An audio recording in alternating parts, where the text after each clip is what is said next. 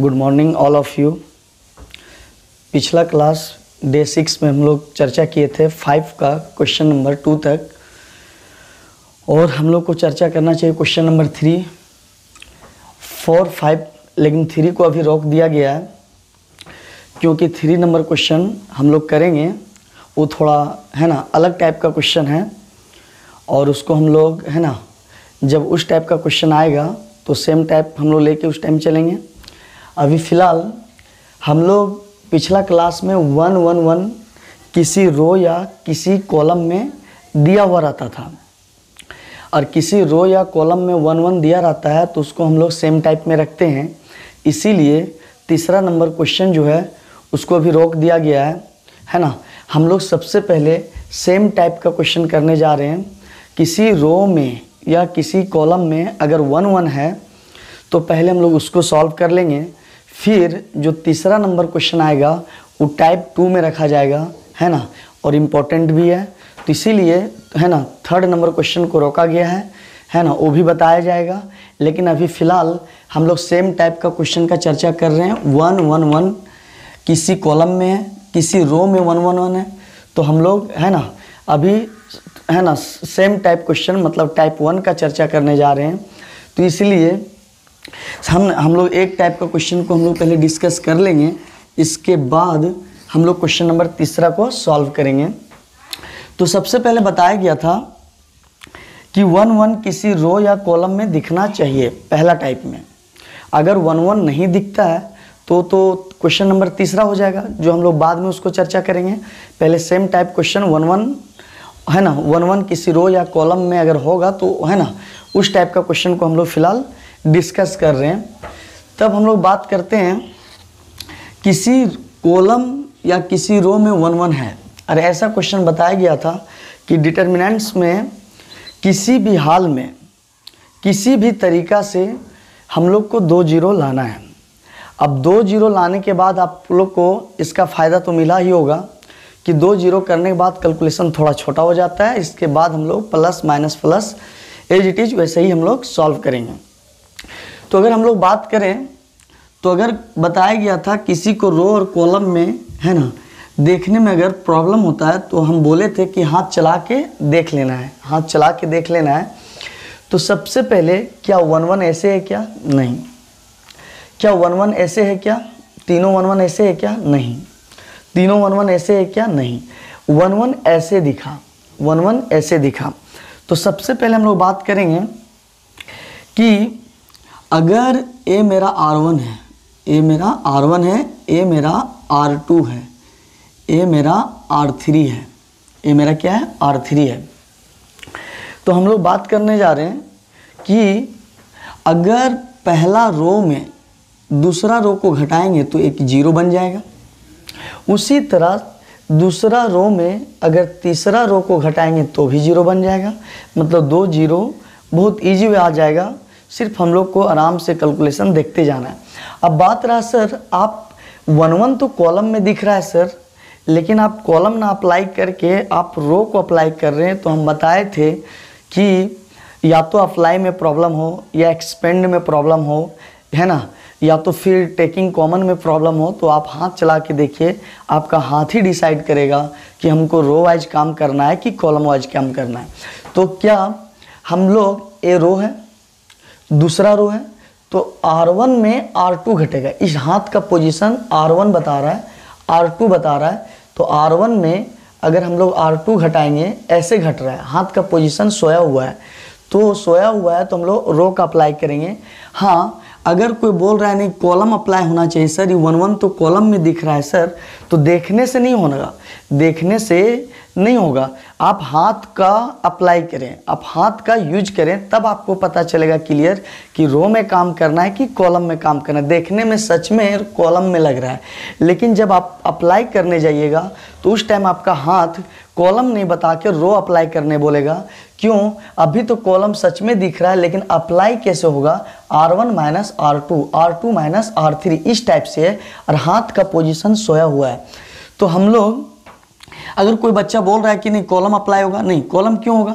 क्योंकि अगर ये C1 है और ये मेरा C2 है, ये मेरा C3 है, तो अगर हम लोग C1 में C2 को घटाएंगे तो क्या 0 होगा? नहीं। क्यों? अगर कॉलम अप्लाई करते हैं तो इस टाइप से अप्लाई होता, मतलब खड़ा लाइन है ना, खड़ा लाइन अप्लाई होता, हाथ का पोजीशन इस टाइप से होना चाहिए। तो इस टाइप से अगर पोजीशन रखेंगे तो 1 में से A घटेगा तो कभी 0 नहीं होगा, और 1 में B घटेगा तो कभी 0 नहीं होगा। तो C1 में C2 घटाने से 0 नहीं आएगा, क्योंकि अगर हम लोग हाथ का पोजीशन देखें तो कॉलम बता रहा है, और जब एक कॉलम बता रहा है तो कॉलम 2 में या कॉलम C2 में वहाँ 1 1 नहीं है, जिसके वजह से 0 नहीं हो पाएगा। तो देखने में भले 1 1 लग रहा था कॉलम में है, लेकिन रो में घटेगा, रो में इस टाइप से घटेगा। तो इसीलिए हम लोग कॉलम अप्लाई नहीं करके हम लोग अप्लाई सबसे पहले करेंगे,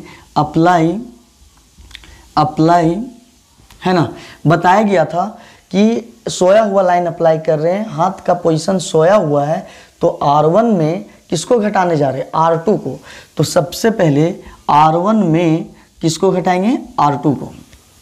बताया गया था कि अगर R1 आगे है तो यहाँ भी एरो के पहले R1 ही होगा। तो ये मेरा पहला अप्लाई हुआ, तो हम लोग अगर बात करें कि सर ये तो समझ में आ गया होगा, बहुत बच्चा को अप्लाई में लिखने में प्रॉब्लम हो रहा है, लेकिन आप देखें बहुत ईजी है ना, बहुत ईजी है। R1 में सोया हुआ लाइन है तो ऐसे अप्लाई कर रहे हैं, इस टाइप से अप्लाई कर रहे हैं, इस टाइप से अप्लाई कर रहे हैं, इस टाइप से अप्लाई कर रहे हैं, तो रो में अप्लाई होगा, कॉलम में नहीं। कॉलम होता तो इस टाइप से होना चाहिए। तो 1 में A घटेगा, 0 नहीं होगा, इसलिए कॉलम में अप्लाई नहीं होगा। R1 R2 में अप्लाई होगा, क्योंकि ये R1 हो गया, ये R2 हो गया, ये R3 हो गया। तो हम लोग 1 में 1 घटा रहे हैं, इस 1 को घटा रहे हैं, मतलब R1 में R2 को घटा रहे हैं।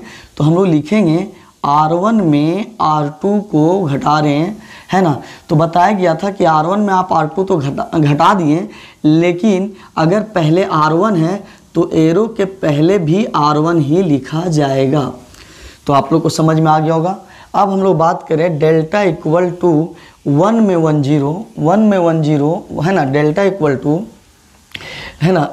इक्वल टू इधर आ जाएगा, डेल्टा इक्वल टू 1 1 0। ए में से बी को घटा रहे हैं, ये ए था और बी को हम लोग घटाने जा रहे हैं। ए था और बी को घटाएंगे तो ए माइनस बी, और ए R1 है, ए मेरा R1 है। अब R1 में R2 घटाएंगे तो यहाँ पे एक मेंबर नहीं है बल्कि 2 मेंबर है R2 में, इसीलिए इसमें जब घटाएंगे, R2 को जब घटाएंगे तो माइनस दोनों में चला जाएगा, क्योंकि इसके पास है ना 2 टर्म है, इसीलिए minus B square minus minus plus A मेरा AC हो जाएगा। अब बहुत बच्चा ए मेरा R1 है, अब R2 को घटा रहा है तो इस टाइप से घटाता है कि बी स्क्वायर है तो माइनस बी स्क्वायर, और माइनस AC तो ऐसे ही छोड़ देता है, जो कि एक गलत है कि जब हम लोग A में से B घटाएं तो यहाँ A गो मेंबर था, इसलिए माइनस A गो में लगा। लेकिन यहाँ जब R2 को हम लोग घटाएंगे तो यहाँ मेंबर 1 नहीं बल्कि 2 है, तो यहाँ माइनस लगाएंगे तो दोनों में चला जाएगा, तो minus B square minus minus plus AC हो जाएगा। उसी तरह अगर बताया गया था कि अगर पहले R1 है तो R1 का नाम पहले 1 था, A था, A स्क्वायर BC था, लेकिन अब पूरा का पूरा चेंज हो गया। तो पहले कौन है? R1, पहले कौन है? R1, तो R1 पूरा चेंज करेगा, है ना। R2 जैसा था वैसे ही रह जाएगा, सेम कॉपी हो जाएगा, C स्क्वायर माइनस AB। तो डिटर्मिनेंट्स बोलता है कि 2 0 आना चाहिए, जिसमें से हम लोग का 1 0 आ चुका है, 1 0 और लाना है। तो 1 0 और लाना है तो R2 में अब किसको घटा देंगे? R3। तो अप्लाई करेंगे, अगेन अप्लाई करेंगे, अप्लाई R2 में किसको घटा रहे हैं? R2 में से R3, सुनना है बात को, R3 में नहीं, R2 है और R3 को घटा रहे हैं, तो R2 माइनस R3। बताया गया था कि अगर पहले R2 है तो एरो के पहले भी R2 ही होगा। इस टाइप का हम लोग अप्लाई करते हैं। अब यहाँ तो दिक्कत नहीं हो रहा होगा लिखने में। अगर पहले R1 है तो R1 लिखा जाएगा, R2 है तो इधर भी R2 लिखा जाएगा। फिर एक बार देखें किसको घटा रहे हैं? R2 में से R3 को लाया जा रहा है। R2 के जगह में किसको लाया जा रहा है? R3 को। ये तो घटाव हो गया, लेकिन पहले अगर R2 है तो एरो के पहले भी क्या होगा? R2 ही होगा। तो इस टाइप का हम लोग घटाते हैं। तो डेल्टा इक्वल टू अगर बात करें तो ये आ जाएगा 0 a minus B a square B c b square है ना प्लस ए सी, मेरा ए चीज़ हो गया। लेकिन इस बार R1 चेंज था तो पूरा R1 चेंज कर गया था, R1 कुछ और था चेंज कर गया। इसी तरह अगर आगे R2 है तो अगर R2 चेंज करेगा, अगर आगे जो होगा वही चेंज करेगा तो R2 हो जाएगा 110 B माइनस सी। अगर ये R2 है तो R2 को पहले लिखो, क्योंकि घटाया किसको जा रहा है, R3 को, तो R3 के आगे माइनस लगाना है, R3 के आगे माइनस लगाना है। तो R3 में अगर माइनस लगा देंगे, ये मेरा ऐसा है, और आगे अगर माइनस लगा देंगे तो दोनों में माइनस जाएगा, तो हो जाएगा माइनस सी स्क्वायर और minus minus plus a b, है ना, ऐसा हो गया। अब बात रहा कि सर पहले R1 था तो R1 वाला पूरा लाइन चेंज कर गया, इसके बाद आगे R2 है तो R2 भी पूरा लाइन चेंज कर गया, लेकिन आगे R1 और R2 आया था, अभी तक आगे R3 नहीं आया था, इसीलिए R3 जैसा है वैसे ही रह जाएगा, R3 जैसा है वैसे ही रह जाएगा।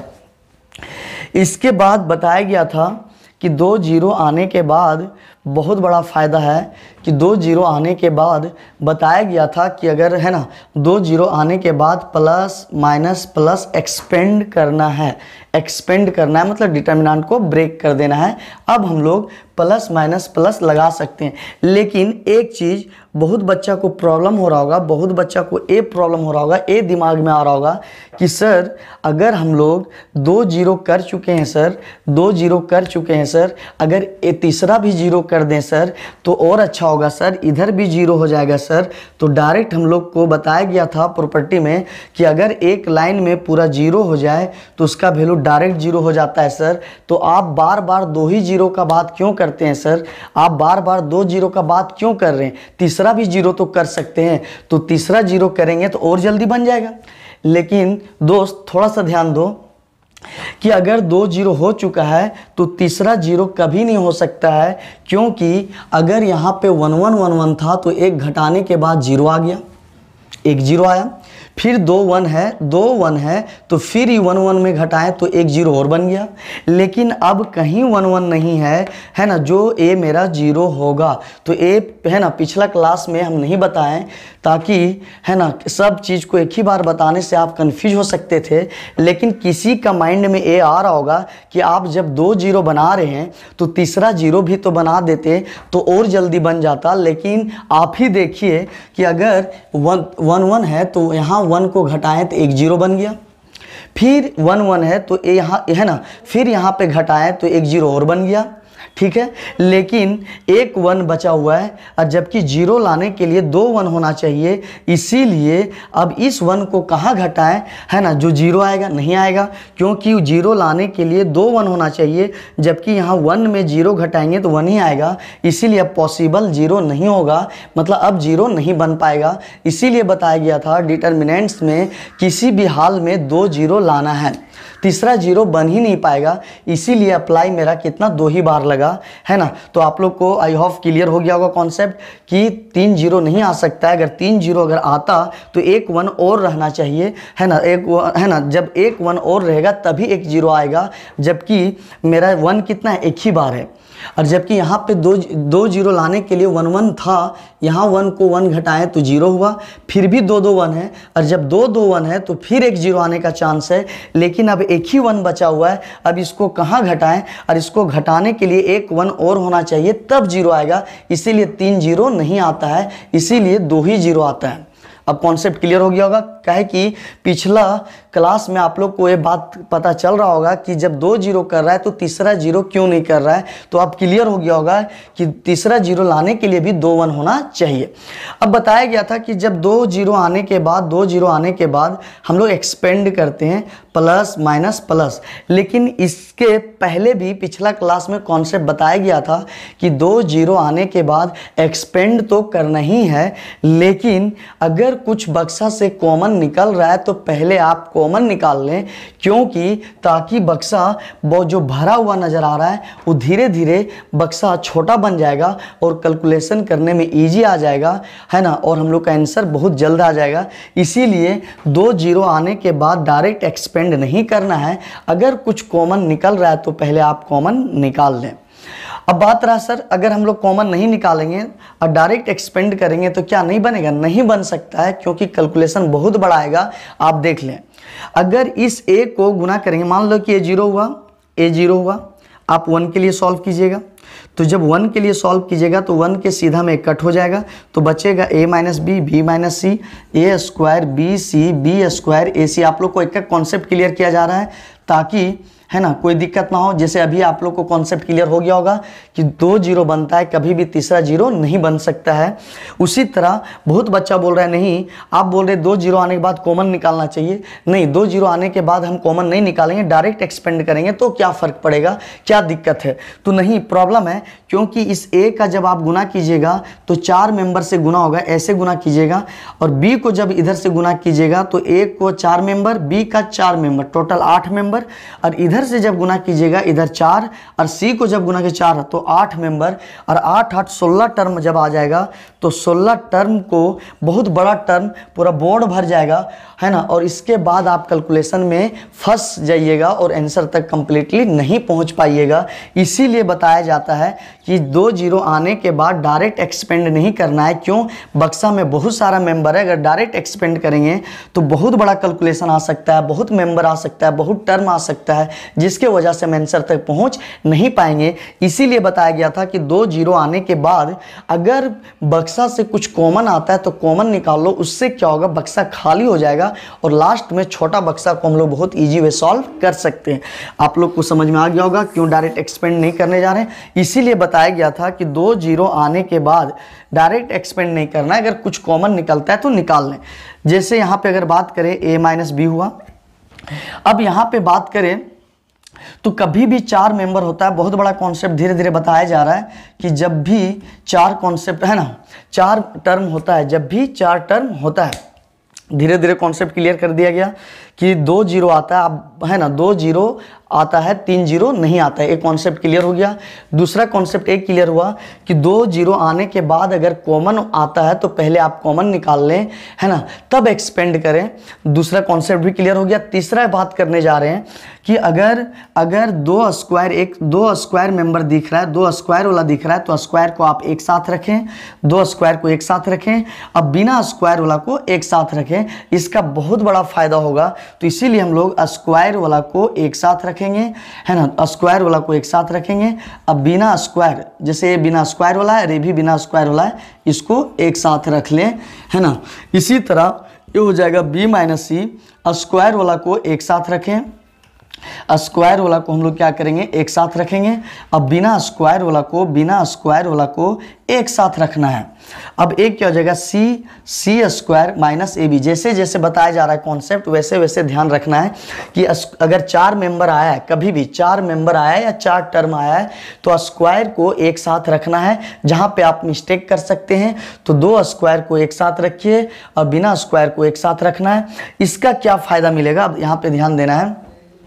अब यहाँ से हो जाएगा आपका, यहाँ से अगर हम लोग बात करें तो delta equal to 0 a minus b. तो आप फॉर्मूला पढ़े होंगे। ए दोनों का अगर बात करें, a square minus B square का सिर्फ अगर बात करें, इतना का अगर बात करें तो यहाँ पे फॉर्मूला होता है a minus B a plus b. तो स्क्वायर वाला का फॉर्मूला होता है एक माइनस और एक क्या होता है, प्लस। तो आप लोग को, है ना, समझ में आ गया होगा। उसी तरह अगर यहाँ से c कॉमन निकल रहा है तो यहाँ पे a दोनों टर्म में तो फॉर्मूला लग गया। अब a दोनों टर्म बचा। अब a दोनों टर्म में अगर c कॉमन निकालेंगे तो बच जाएगा c a minus b. a मेरा बच जाएगा। अगर यहाँ से a दोनों टर्म को एक साथ रखें तो फॉर्मूला लगा a minus B a plus b. लेकिन यहाँ से c कॉमन निकल रहा है, अगर c कॉमन निकल जाएगा तो बच जाएगा a माइनस बी। इस टाइप का हो गया। उसी तरह 0 b माइनस सी, है ना, b माइनस सी। a दोनों स्क्वायर के बदले, है ना, लिखेंगे एक बार माइनस एक बार माइनस एक बार प्लस। हम लोग पढ़े हैं ए स्क्वायर माइनस बी स्क्वायर का फॉर्मूला होता है एक बार माइनस एक बार प्लस, तो इसीलिए एक बार माइनस एक बार प्लस। लेकिन यहाँ पे अगर बात करें तो ए कॉमन निकलेगा, ए दोनों टर्म में, ए दोनों टर्म का फॉर्मूला लग गया और ए दोनों टर्म का कॉमन निकल रहा है तो बच जाएगा, ए कॉमन निकल जाएगा तो बच जाएगा, ए कॉमन निकल जाएगा तो बच जाएगा बी माइनस सी, है ना। अब अगर यहाँ पे मेरा काम हो गया, अब ए जैसा था 1c, है ना, सी स्क्वायर माइनस ए बी, क्योंकि यहाँ पे फॉर्मूला या तो कॉमन नहीं निकल रहा है, ए जैसा था वैसे ही रखना है। अब आप देखें बोला गया था कि 2 जीरो आने के बाद अगर आप कॉमन निकलता है तो बक्सा से आउट कर लीजिए, क्योंकि धीरे धीरे बक्सा खाली हो जाएगा और हम लोग कैलकुलेशन बहुत इजी आ जाएगा। तो आप हाथ चला के देखें, हाथ चला के देखें, थोड़ा हाथ चला के देखें तो R1 से कॉमन निकल रहा है, R1 से कॉमन निकल रहा है। तो बार बार बताया गया अगर कॉमन अप्लाई एक्सपेंड में अगर प्रॉब्लम होता है तो आप हाथ चला के देखें, हाथ ही आपका बता देगा कि हमको रो में काम करना है कि कॉलम में काम करना है। तो हम हाथ चला के देख रहे हैं, क्या ऐसे कॉमन निकल रहा है? नहीं। क्या ऐसे निकल रहा है? नहीं। कैसे निकल रहा है? ऐसे। क्यों? a minus B, a minus B, a minus b. अब बोलेगा सर जीरो, जीरो को पिछला क्लास में बताया गया था, अगर पिछला वीडियो को आप नहीं देखे हैं और डायरेक्ट आप इस वीडियो को देख रहे हैं तो आपको प्रॉब्लम होगा ही, क्योंकि इस वीडियो को देखने के लिए सबसे पहले 5 नंबर क्वेश्चन का वीडियो, है ना, 5 नंबर का पहला दूसरा आपको देखना पड़ेगा, वो देखिएगा तभी ये क्वेश्चन आपको समझ में आएगा। तो आप डायरेक्ट अगर इस वीडियो को देख रहे हैं तो समझ में नहीं आएगा। उसमें बताया गया था अगर जीरो है तो जीरो के बगल में अगर a माइनस बी रख दें तो भी रिजल्ट जीरो ही आएगा। तो बोला गया था कि जीरो के पास, है ना, हर एक मेंबर होता है, जीरो हमेशा तैयार होता है कि आप जो चाहें वो निकाल सकते हैं। तो इसीलिए यहाँ से a माइनस बी कॉमन, हाथ का पोजीशन, तो बोला गया था जब भी कॉमन निकलेगा तो आप हाथ चला के देखें।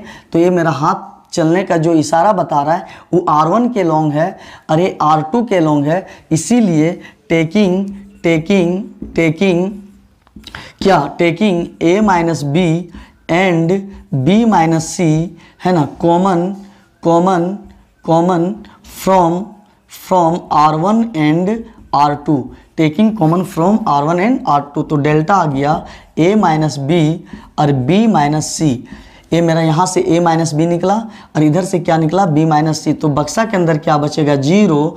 जब ये निकल जाएगा तो कुछ नहीं बचेगा, तो 1 बचेगा और a माइनस बी यहाँ निकल गया तो बच गया a प्लस बी। क्या बच गया? a plus b. और यहाँ से a माइनस बी निकल गया तो यहाँ सिर्फ बच गया c। तो मेरा इस टाइप का बन जाएगा। उसी तरह अगर b माइनस सी निकलेगा तो यहाँ बचेगा 1 और जब b माइनस सी निकल जाएगा, यहाँ से निकल जाएगा तो सिर्फ बचेगा b प्लस सी और यहाँ से b माइनस सी निकलेगा तो सिर्फ बचेगा a। तो इस टाइप का हुआ। कॉमन हम लोग R1 एंड R2 से ले रहे हैं, इसीलिए R3 लाइन ऐसा ही रह जाएगा।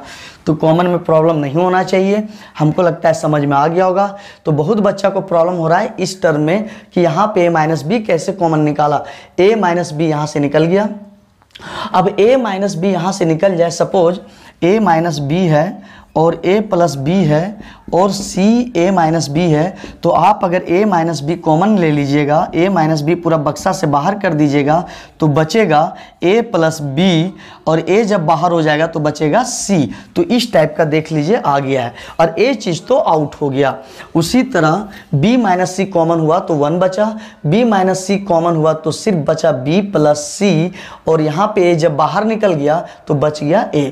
अब इसके बाद बताया गया था कॉमन लेने से कितना बड़ा फायदा हुआ। आप यहाँ पे देख लीजिए हम जो बात बोले थे वो सही है या नहीं, कि पहले अगर आप 2 जीरो आने के बाद अगर एक्सपेंड कर रहे होंगे, 2 जीरो आने के बाद एक्सपेंड कर रहे होंगे तो बक्सा बहुत, है ना, बक्सा के अंदर बहुत टर्म था जो आप कैलकुलेशन में फंस सकते थे। लेकिन 2 जीरो आने के बाद अगर हम लोग कॉमन ले लिए तो आप सामने देख लीजिए, है ना, आपके सामने है कि बक्सा कितना छोटा हो गया, जिससे अब हम लोग सॉल्व करेंगे तो कैलकुलेशन में फंसने का बहुत कम चांस है। इसीलिए बताया जाता है कि 2 जीरो आने के बाद डायरेक्ट एक्सपेंड नहीं करना है, कि अगर कुछ बक्सा से कॉमन निकल रहा है तो आप कॉमन निकाल लें। तो ये बात आप समझ में आ गया। तो अब हम लोग बात करते हैं अब हम लोग बात करते हैं डेल्टा इक्वल टू, अब हम लोग बात करते हैं, है ना, डेल्टा इक्वल टू, है ना, अब बात करते हैं, अब हम लोग एक्सपेंड करेंगे क्योंकि कॉमन निकल गया, तो प्लस माइनस प्लस, तो एक्सपेंड उधर करना है जिधर 2 जीरो नजर आएगा। पिछला क्लास में आप जाके देख लें, जिधर 2 जीरो नजर आएगा उधर एक्सपेंड करना है, 2 जीरो जिधर नजर आएगा उधर एक्सपेंड करना है। तो 2 जीरो क्या इधर नजर आ रहा है? नहीं। क्या इधर नजर आ रहा है? नहीं। क्या इधर नजर आ रहा है कि नहीं? तो 2 जीरो जो नजर आ रहा है वो सीधा में नजर आ रहा है, खड़ा लाइन में नजर आ रहा है। 2 जीरो जो नजर आ रहा है खड़ा लाइन में नजर आ रहा है, और कैसा खड़ा? पहला खड़ा। कैसा खड़ा? पहला। तो दूसरा में तो है ही नहीं 2 जीरो, तो बताया गया था 2 जीरो जिधर नजर आएगा उधर ही हम लोग को हाथ चला के देखना है। और बार बार बोला जा रहा है कि अगर रो कॉलम में आपको दिक्कत है तो एक्सपेंड करने के दौरान या अप्लाई करने के दौरान या तो फिर, है ना, हम लोग कॉमन लेने के दौरान अगर आपको नहीं समझ में आ रहा है कि रो में निकलेगा कि कॉलम में, तो आप हाथ चला के देख लें। तो हाथ चलाने के बाद देख लीजिए कहाँ से कॉमन निकला, R1 सोया लाइन। देखो हाथ का पोजीशन सोया लाइन जा रहा है, R2। उसी तरह जो कॉमन निकल रहा है ऐसे नहीं निकल रहा है अबर, है ना, अबर ऐसे निकल रहा है, खड़ा लाइन है। और कैसा खड़ा लाइन है? तो इसको बोलते हैं C1। तो इसीलिए हम लोग को एक्सपेंड किधर करते हैं? जिधर 2 जीरो नजर आएगा। तो 2 जीरो नजर किधर आ रहा है? पहला खड़ा लाइन, दूसरा खड़ा लाइन, तीसरा नहीं, पहला खड़ा लाइन। इसीलिए हम लोग यहाँ पे लिखेंगे, है ना, एक्सपेंडिंग अलोंग, है ना, क्या लिखेंगे? एक्सपेंडिंग अलोंग, एक्सपेंडिंग, हाँ जगह नहीं है, आप साइड में भी लिख सकते हैं, लेकिन मेरे पास जगह नहीं रहने के कारण, है ना, हम लोग बीच में लिख दे रहे हैं एक्सपेंडिंग अलोंग। एक्सपेंडिंग अलोंग किधर? इसको बोलते हैं पहला खड़ा लाइन को C1। इतना तो आप लोग को पता होगा कॉलम और रो किसको बोलते हैं। तो एक्सपेंडिंग अलोंग C1। तो ए आ जाएगा डेल्टा इक्वल टू, ए मेरा आ जाएगा delta equal to A minus B. A तो रहेगा ही, बी माइनस सी, ई भी रहेगा ही। तो बताया गया था ए जीरो के लिए मत सॉल्व कीजिए, जीरो ही हो जाएगा। ए भी जीरो के लिए मत सॉल्व कीजिए, ए भी जीरो हो जाएगा। और इसके बारे में पिछला वीडियो में बताया गया है। तो आप डायरेक्ट, है ना, क्वेश्चन नंबर 4 को ना देखें, आप पहले 5 का 1 और 2 देखें, वहाँ पे बहुत बेसिक बताया गया है ना। तो यहाँ पे जीरो के बारे में बताया गया था, ए जीरो दे देगा, ए भी जीरो दे देगा। तो डायरेक्ट हम लोग किसको सॉल्व करेंगे? 1। इसीलिए आप डायरेक्ट क्वेश्चन नंबर 4 से स्टार्ट ना करें, पहले वीडियो 5 का 1 और 2 देखें, उसमें बहुत सारा बेसिक क्लियर हो जाएगा, तब इस वीडियो को देखें। तो इसीलिए, है ना, अब इसके और डिटर्मिनेंट के बीच में कुछ नहीं है तो गुना का साइन होगा, कुछ नहीं तो गुना का साइन। तो ये जीरो हो जाएगा, ये जीरो हो जाएगा। इसीलिए सिर्फ बचेगा किसके लिए? 1। कैसा 1? +1। तो आप प्लस लिखें या ना लिखें कोई फर्क नहीं पड़ेगा। अब 1 के सीधा में ए और ए कट जाएगा, तो 1 लिखने के बाद, है ना, इसके सीधा में कट करते हैं तो बच जाएगा 1 1 a प्लस बी प्लस सी और b प्लस सी प्लस ए, है ना। तो ये बात मेरा आ गया, है ना। तो मेरा कहने का मतलब सर आप 1 के लिए सॉल्व किए, जीरो के लिए क्यों नहीं किए? अगर हम आगे जीरो लिखते हैं और जीरो को लिखने के बाद सीधा में कट करेंगे तो बचेगा 1c b plus c plus a c square a b. जो आगे जीरो के चलती पूरा टर्म जीरो हो जाएगा। तो हम लोग क्यों इतना लंबा लिखें? जब आगे जीरो है पूरा जीरो, आगे जीरो है पूरा जीरो, सिर्फ किसके लिए सॉल्व करना है? 1 के लिए। अब 1 को जब लिख दिए, 1 को लिख दिए तो 1 के सीधा में कट करना। बहुत बच्चा ये भी प्रॉब्लम कर रहा है कि यहाँ और डिटर्मिनेंट के बीच में कोई साइन नहीं तो गुना है, तो आप यहाँ मल्टीप्लाई लिखें, इसके बाद 1 के लिए सॉल्व करें। तो डेल्टा इक्वल टू आ जाएगा a minus B, B minus C. ये सेकेंड ऑर्डर है, तो इसको सॉल्व करने का तरीका बताया गया था कि पहले इधर से गुना करते हैं, तो 1 को अगर इससे गुना करेंगे तो यही चीज़ रह जाएगा, एज इट इज यही रह जाएगा। और जब इधर से गुना करेंगे, इधर से गुना करेंगे तो आ जाएगा a, है ना, a, है ना, बी सी, इस टाइप का हो जाएगा। क्यों? आप ध्यान दें, पहले इधर से गुना करते हैं और इधर से गुना करेंगे तो मेरा आ जाएगा, इधर से गुना करेंगे तो आ जाएगा a प्लस बी प्लस सी, बताया गया था। लेकिन जब इधर से जब लेते हैं तो उसके पहले माइनस लगाते हैं, जो कि माइनस सब में चला जाएगा। तो ये दिक्कत नहीं होना चाहिए। पहले इधर से गुना करेंगे और इधर से गुना करेंगे तो आ जाएगा a प्लस बी प्लस सी। लेकिन जब इधर से गुना करते हैं तो उसके पहले हम लोग क्या लगाते हैं? माइनस। तो माइनस सब में घुस जाएगा, इसीलिए प्लस ना होकर सब में माइनस। अब देखें सब टर्म कट जा रहा है, जब सब टर्म कट जा रहा है तो delta equal to a minus B और a हो गया b माइनस सी गुना 0। तो टोटल क्या हो जाएगा, रिजल्ट क्या हो जाएगा, 0। यही आपका आंसर था, आप नोट कर लें। और बार बार बोल रहे हैं कि अगर आप डायरेक्ट 5 का चौथा नंबर से स्टार्ट कर रहे हैं तो बहुत प्रॉब्लम होगा। पहले आप बेसिक क्लास करें, 5 का पहला नंबर क्वेश्चन देखें, दूसरा देखें, इसके बाद आप चौथा नंबर पे आए, ना तो प्रॉब्लम हो सकता है, क्योंकि वहाँ बहुत बेसिक से बताया गया। आप पहले उसको क्लियर करें, नोट कर लें। हम लोग स्टार्ट करने जा रहे हैं क्वेश्चन नंबर 4, अभी हुआ है। क्वेश्चन नंबर 5, बहुत बच्चा का माइंड में आ रहा होगा कि तीसरा नंबर क्वेश्चन छोड़ दिया गया है। छोड़ नहीं दिया गया है, वो थोड़ा अलग टाइप का है। तो अभी हम लोग सेम टाइप का क्वेश्चन कर रहे हैं, टाइप वाइज कर रहे हैं, ताकि आप लोग को एग्जाम में डायरेक्ट क्वेश्चन आएगा तो आप डायरेक्ट पहचान सकते हैं कि किस टाइप का क्वेश्चन पूछा गया है। तो अभी हम लोग कौन सा टाइप चल रहे हैं, है ना, फर्स्ट टाइप का क्वेश्चन चल रहा है। तीसरा नंबर, फर्स्ट टाइप कंप्लीट होने के बाद हम लोग तीसरा नंबर फिर रिटर्न आके कर लेंगे। तो बात हो रहा है सर आप कैसे जान रहे हैं सर कि फर्स्ट टाइप का क्वेश्चन है। तो बताया गया था कि जब फर्स्ट टाइप का सबसे लो क्वेश्चन होगा 4 मार्क्स में, तो सबसे पहले यहाँ 1-1 किसी रो या किसी कॉलम में दिया रहेगा। तो किसी रो या कॉलम में जब 1-1 दिया रहेगा तो है ना, पहला टाइप में आएगा। लेकिन तीसरा नंबर क्वेश्चन इसलिए छोड़ा गया है, वहाँ पे 1-1 किसी रो या कॉलम में नहीं दिया गया है, इसीलिए हम लोग दूसरा टाइप में रखेंगे, है ना। तो पहले हम लोग बात करें, जितना भी 1-1 वाला क्वेश्चन है सब पहले हम लोग सॉल्व कर लेंगे, इसके बाद है ना सेकेंड टाइप में जाएंगे। तो इसीलिए है ना, बहुत बच्चा को लग रहा होगा कि छोड़ दिया गया, नहीं छोड़ा नहीं गया, उसको फिर आएंगे हम लोग सेम टाइप का क्वेश्चन को अभी पहले कर रहे हैं।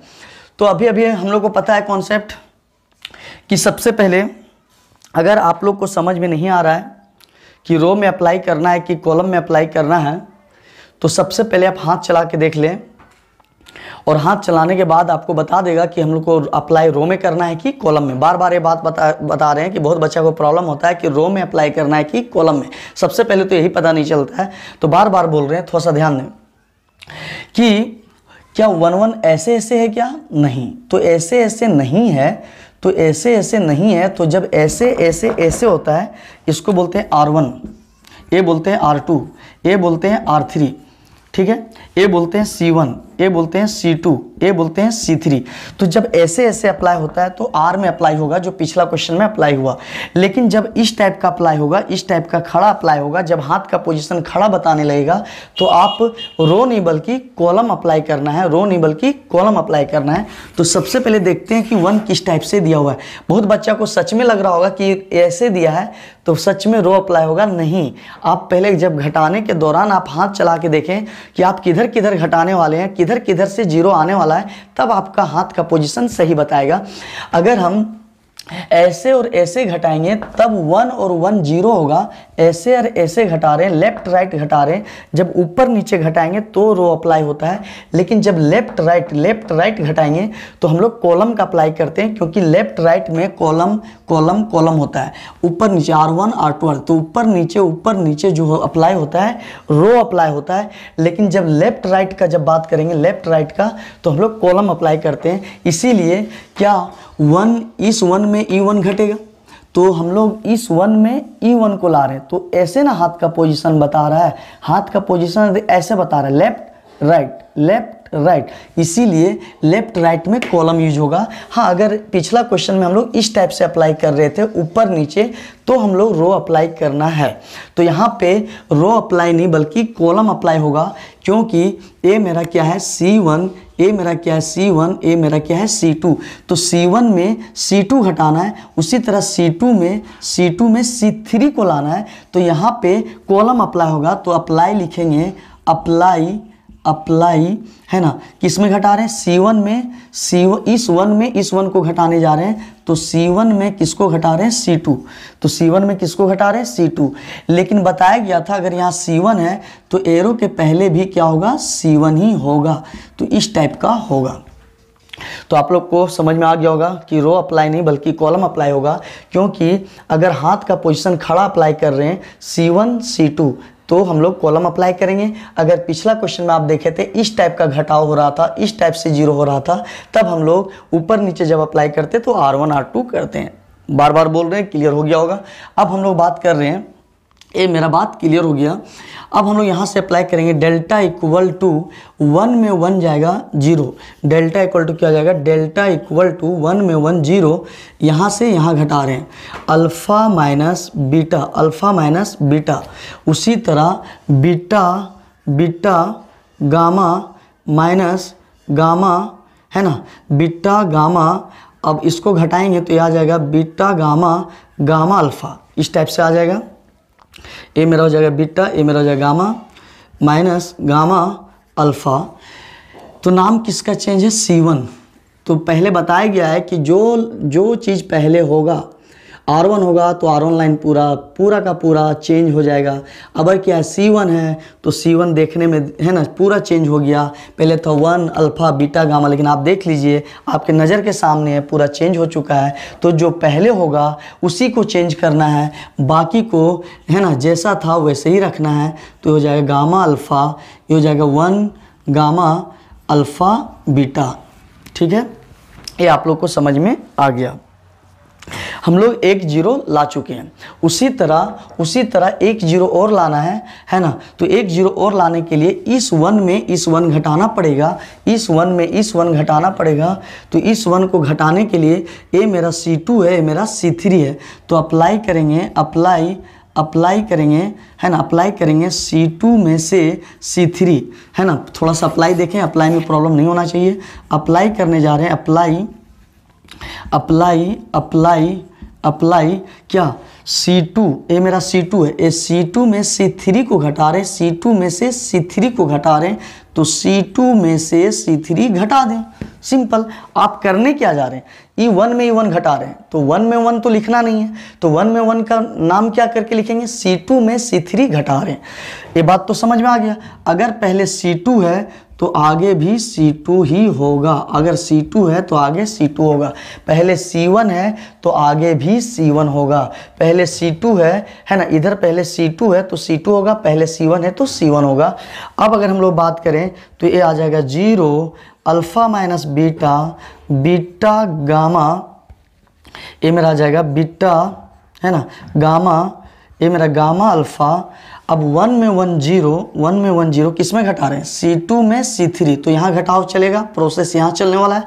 तो beta minus gamma, beta minus gamma, beta minus gamma, और ए मेरा हो जाएगा गामा, ए मेरा हो जाएगा है ना gamma alpha minus alpha beta. ये मेरा क्या हो जाएगा। अब नाम किसका चेंज था, C1 लाइन। तो आप देख लें, पहले C1 कुछ और था, पूरा चेंज हो गया है। इसके बाद जो पहले है C2, तो आप देख लें C2 भी चेंज हो गया। तो लेकिन बताया गया है कि पहले C1 है और C2 आया है, तो यही दोनों लाइन चेंज करेगा, बाकी C3 का नाम अभी आगे नहीं आया है। अब एक बच्चा बोल रहा है आगे यहाँ तो आया, वहाँ से मतलब नहीं है, अगर पहले जो होगा वही लाइन चेंज करेगा, इसीलिए C3 जैसा था वैसा ही रह जाएगा।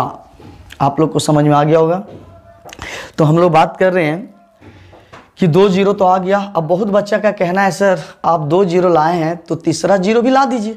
तो तीसरा 0 आने के बाद क्या होगा सर, यहाँ भी 0 हो जाएगा, तो यहाँ प्लस माइनस प्लस करेंगे, प्लस माइनस प्लस करेंगे तो सबके लिए 0 हो जाएगा। तो ऐसा अगर हो सकता है कि तीसरा 0 आएगा तो हम क्यों नहीं लाएंगे। तो आप खुद देखें कि आएगा नहीं आएगा। क्यों, पहले 1 1 था तो एक 0 बना, 0 लाने के लिए सबसे पहले 2 1 होना चाहिए। तो 2 1 था तो यहाँ घटाएं तो एक 0 बन गया। अभी भी 2 1 है, अभी भी 2 1 है, फिर घटाएंगे तो फिर 0 बनेगा। अब बताइए कहीं 2 1 है क्या। तो जब 2 1 नहीं है, जब 2 1 दिख नहीं रहा है, तब 0 आएगा क्या, नहीं। इसीलिए बताया गया है कि डिटर्मिनेंट्स में 3 0 नहीं बल्कि 2 0 आता है। इसलिए आपको बताया गया था डिटर्मिनेंट में हम लोग किसी भी तरीक़ा से 2 0 लाते हैं। तो आप लोग को समझ में आ गया होगा कि अब एक 1 अगर और होता तब 0 होता, इसीलिए 2 ही 0 तक पॉसिबल है। इसके बाद आप लोग को बताया गया था कि जब प्लस है ना, जब 2 0 आ गया तो हम लोग एक्सपेंड करते हैं प्लस माइनस प्लस। लेकिन बहुत बड़ा कॉन्सेप्ट बताया गया जो हर एक बच्चा ये बात को भूलता है, जैसे 2 जीरो दिखता है प्लस माइनस प्लस करने लगता है और गलत कर बैठता है। तो इसीलिए बार बार ही दिमाग में बैठा लें, बात को ध्यान रखें कि 2 जीरो आने के बाद अगर बक्सा से कुछ कॉमन निकल रहा है तो आप पहले कॉमन निकाल लें, एक्सपेंड इसके बाद होगा, एक्सपेंड तो करना है ही है। तो 2 जीरो आने के बाद डायरेक्ट एक्सपेंड नहीं, प्लस माइनस प्लस को हम लोग बोलते हैं एक्सपेंड, डायरेक्ट एक्सपेंड नहीं बल्कि कॉमन कुछ निकलेगा तो आप पहले कॉमन निकाल लें। तो उससे क्या होगा, बक्सा मेरा थोड़ा एकदम छोटा हो जाएगा और कैलकुलेशन में नहीं फंसेंगे। तो डेल्टा इक्वल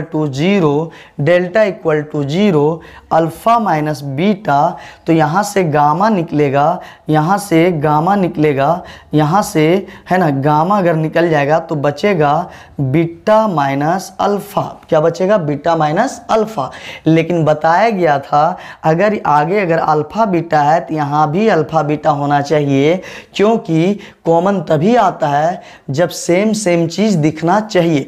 तो यहाँ पे मेंबर तो सेम है अल्फ़ा बीटा, यहाँ भी अल्फ़ा बीटा ही है, लेकिन थोड़ा प्लस माइनस का फ़र्क है। तो ये बात पिछला वीडियो में बताया गया था, इसीलिए बार बार बोल रहे हैं कि आप डायरेक्ट ये वीडियो को ना देखें, पहले 5वां का है ना डे 5 देखें, सॉरी डे 6 वाला वीडियो देखें, तब जाके इस वीडियो को देखें, क्योंकि वहाँ बताया गया था कि अगर टर्म सेम है और थोड़ा सा माइनस प्लस में अगर थोड़ा फ़र्क पड़ रहा है तो आप क्या कीजिए, गामा निकालने के बजाय आप गामा नहीं बल्कि माइनस गामा निकाल दीजिए। कभी भी अगर टर्म नहीं मिल रहा है, नहीं टर्म मिल रहा है लेकिन माइनस प्लस का थोड़ा प्रॉब्लम है, तो अगर उसको अगर सेम कॉपी करने के लिए है ना, अगर हम जो कॉमन निकाल रहे थे गामा नहीं, अब गामा के जगह में माइनस लेके निकालिए। हर एक टर्म का ऐसा बात है कि अगर जब भी टर्म सेम है, अगर माइनस प्लस का जब भी दिक्कत हो तो है ना उसमें माइनस लेके निकालिए, तो आपका टर्म क्या हो जाएगा, सेम आ जाएगा।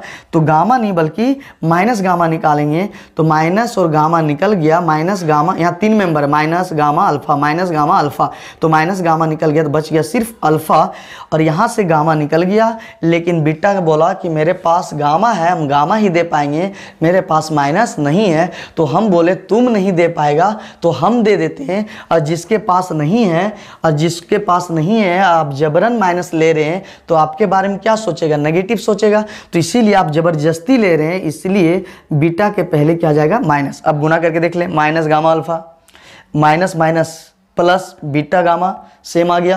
तो इसीलिए गामा नहीं निकालने के बजाय क्या निकालना चाहिए, माइनस। इसी तरह यहाँ भी हो सकता है, शायद निकालने के दौरान टर्म नहीं मिलेगा तो आप हमेशा माइनस लेके निकालिए, टर्म मिल जाएगा।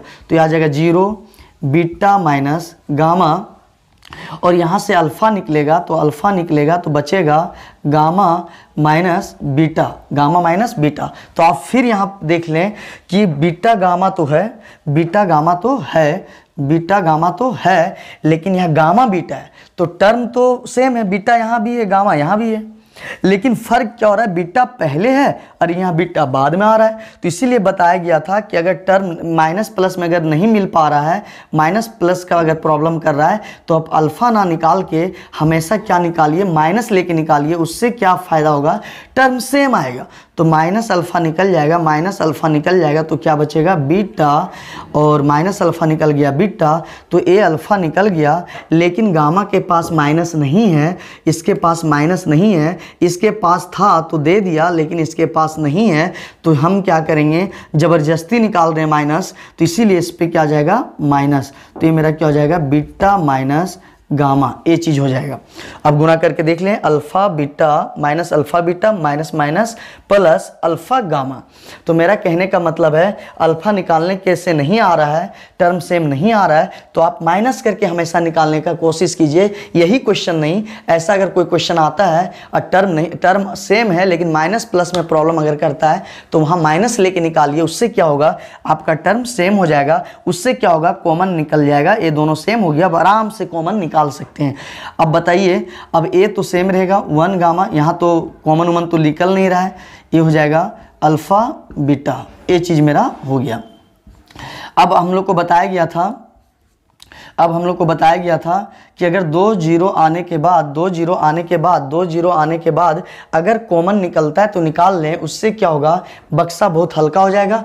तब हम लोग लिखेंगे टेकिंग टेकिंग टेकिंग क्या common, alpha minus beta, alpha minus beta, alpha minus beta और beta minus gamma and beta minus gamma, है ना, फ्रॉम। अब बात रहा कहाँ से निकलेगा सर, ये प्रॉब्लम है सर।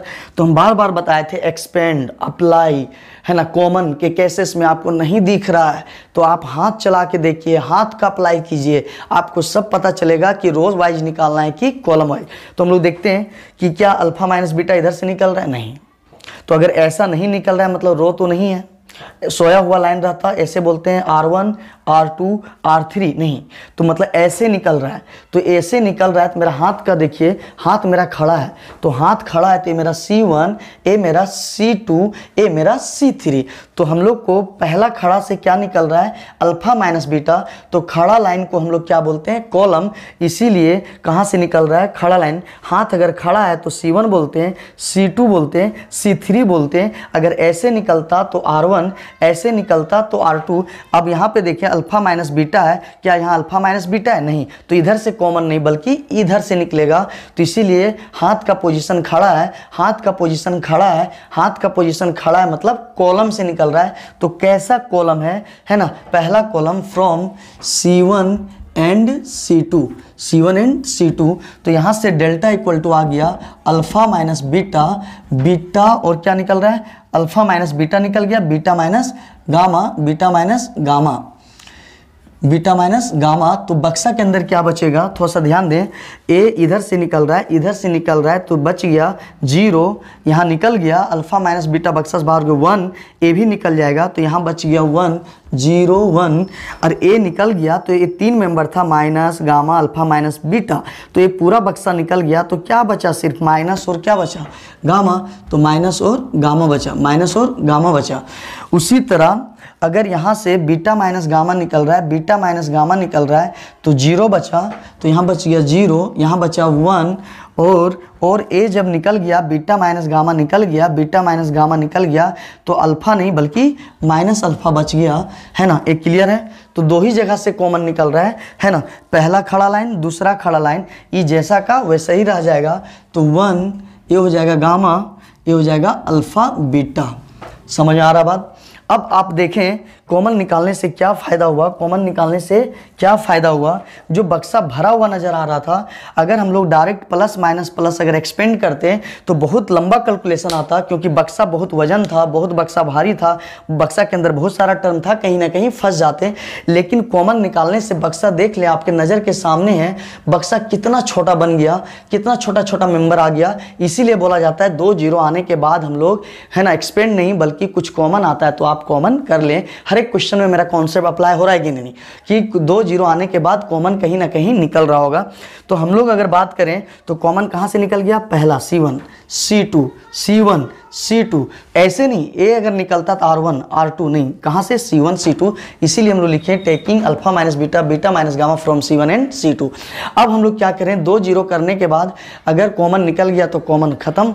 अब डायरेक्ट अब हम लोग क्या करेंगे, एक्सपेंड, कि 2 जीरो आने के बाद अगर कॉमन निकल गया, कॉमन वाला काम हम लोग कर चुके हैं, तो अब हम लोग डायरेक्ट क्या करेंगे, एक्सपेंड, मतलब plus minus plus, plus minus plus. और हम लोग को पता है कि अब हम लोग जो एक्सपेंड करेंगे, और एक्सपेंड में अगर प्रॉब्लम हो रहा है तो उधर एक्सपेंड करते हैं जिधर 2 जीरो नज़र आता है। और बात रहा सर 2 जीरो जिधर नज़र आएगा उधर एक्सपेंड करना है, ठीक है सर, समझ में आ गया। लेकिन सर रो में करना है कॉलम, तो ये बार, है ना, ये बात आपको बार बार बताया गया है, ये बात आपको बार बार बताया गया है कि आप हाथ चला के देख लें तो 2 जीरो किधर मिल रहा है, रो में मिल रहा है। 2 जीरो किधर मिल रहा है, रो में मिल रहा है। 2 जीरो जो मिल रहा है वो किधर मिल रहा है, रो में मिल रहा है। इसीलिए, है ना, रो में एक्सपेंड होगा। और कैसा रो, देख लो कैसा रो है, R1, एक है R2, कैसा है R3। तो कैसा रो है, तो पहला रो है, इसीलिए R1 के लॉन्ग एक्सपेंड होगा। क्या ऐसे 2 जीरो मिल रहा है, क्या 2 जीरो है, क्या नहीं। तो ये तो खड़ा लाइन है, और खड़ा लाइन है तो मतलब C1 होता, क्या 2 जीरो इधर मिल रहा है, नहीं, तो ये C2 होता। तो इधर जब नहीं मिल रहा है तो किधर मिल रहा है, R1 वाइज। तो वो भी कौन सा पहला आर, तो इसीलिए हम लोग एक्सपेंड किधर करेंगे, 2 जीरो है ना, जिधर नज़र आएगा उधर एक्सपेंड करेंगे। और 2 जीरो नज़र किधर आ रहा है ना, पहला लाइन। और कैसा पहला लाइन, सोया हुआ लाइन, और सोया लाइन को क्या बोलते हैं, R1। इसीलिए हम लोग लिखेंगे है ना, एक्सपेंडिंग एक्सपेंडिंग एक्सपेंडिंग अलोंग है ना, एक्सपेंडिंग अलोंग R1। एक्सपेंड मतलब होता है डिटर्मिनेंट को ब्रेक करने जा रहे हैं। तो डेल्टा इक्वल टू हो जाएगा alpha minus beta, beta minus gamma, beta minus gamma. और आप लोग को पता है कि डिटर्मिनेंट है और बीच में कुछ नहीं तो मल्टीप्लाई होगा। लेकिन आप लोग को पता है कि ए जीरो के चलते पूरा जीरो हो जाएगा, ए जीरो के चलते पूरा जीरो हो जाएगा। सिर्फ किसके लिए सॉल्व करना है, 1 के लिए। तो यहाँ पे क्या लिखेंगे, 1, और 1 के सीधा में 1 लिखने के बाद 1 के सीधा में कट हो जाएगा। तो मेंबर बचेगा 1 minus gamma, 1 minus gamma, 0 1 minus alpha. तो आप लोग को समझ में आ गया होगा, सॉरी मिस्टेक हो गया है ना, 1 के सीधा में एक कट हो गया तो बचा 1 गामा और 1 माइनस अल्फ़ा, ये चीज़ बच गया। तो हम लोग को है ना, बहुत बच्चा को ये जीरो वाला नहीं समझ में आ रहा होगा तो आप पिछला वीडियो में जाएं, और बार बार बोला जा रहा है पिछला वीडियो को देखें तभी जीरो वाला समझ में आएगा, और वहाँ अच्छे से बताया गया है ना। तो मेरा कहने का मतलब है, अगर आगे जीरो रखेंगे, जीरो रखें और जीरो के सीधा में कट कर देना है तो बचेगा 1 minus gamma, gamma alpha beta. तो आगे ही जीरो है तो पूरा टर्म जीरो है ना। तो यहाँ पे जीरो के लिए काम करना एकदम फालतू है। उसी तरह इस जीरो में भी आगे क्या हो जाएगा, जीरो है तो पूरा जीरो हो जाएगा। तो सिर्फ किसके लिए सॉल्व करना है, 1। तो 1 लिखने के बाद 1 के सीधा में हम लोग क्या करते हैं, डिलीट। 1 लिखने के बाद 1 के सीधा में जो होगा उसके डिलीट करने बाद यही टर्म बचेगा। इसके बाद हम लोग का आंसर तक पहुँच गए, alpha minus beta, beta minus gamma. आप यहाँ पे देख रहे होंगे कि कॉमन निकलने से बक्सा कितना छोटा आ गया। इसीलिए बार बार बोला जाता है कि अगर 2 जीरो आने के बाद अगर कॉमन निकल रहा है तो आप पहले कॉमन निकाल लें, जिसका फ़ायदा बहुत बड़ा मिला कि बक्सा बहुत छोटा हो गया। अब इसको हम लोग आराम से सॉल्व कर लेंगे। तो इसीलिए पहले हम लोग गुना करते हैं इधर से, तो माइनस अल्फ़ा, इधर से गुना करेंगे तो माइनस अल्फ़ा। इसके बाद इधर से गुना करेंगे तो माइनस गामा आया, माइनस गामा। तो इधर से हम लोग गुना किए तो ये मेरा आ गया माइनस गामा। तो इधर से माइनस अल्फ़ा, इधर से गुना किए माइनस गामा। लेकिन आपको बार बार बताया गया है कि जब इधर से गुना किए तो इसका माइनस गामा अपना है, ये माइनस इसका अपना है। लेकिन जब इधर से गुना करते हैं, इधर से मल्टीप्लाई करते हैं तो एक माइनस हम लोग देते हैं, तो एक माइनस और माइनस क्या हो गया, प्लस। तो यहाँ से आ गया alpha minus beta, beta minus gamma. और यहाँ पे आ जाएगा, थोड़ा सीक्वेंस में लिखें है ना, गामा पहले लिख दें, गामा माइनस अल्फ़ा। आप देखें अल्फ़ा के बाद बीटा, बीटा के बाद गामा, है ना। यही मेरा क्या हो गया, आंसर। और आप लोग को आई होप समझ में आ गया होगा। तो बार बार बोला जा रहा है कि ये वीडियो देखने से पहले आप 5वां का पहला दूसरा देखें, इसके बाद है ना, मतलब वीडियो 6 देखने के बाद आप इस वीडियो को देखें ताकि और ज़्यादा समझ में आएगा और मेरे को भी अच्छा लगेगा, है ना। और मेरा कहने का मतलब है, अगर वीडियो अगर आप लोग को अच्छा लग रहा है तो आप अपने सारे दोस्तों को शेयर करें, है ना, और अपने सारे दोस्तों को बताएं, है ना, और वीडियो को लाइक करें, आप नोट करें।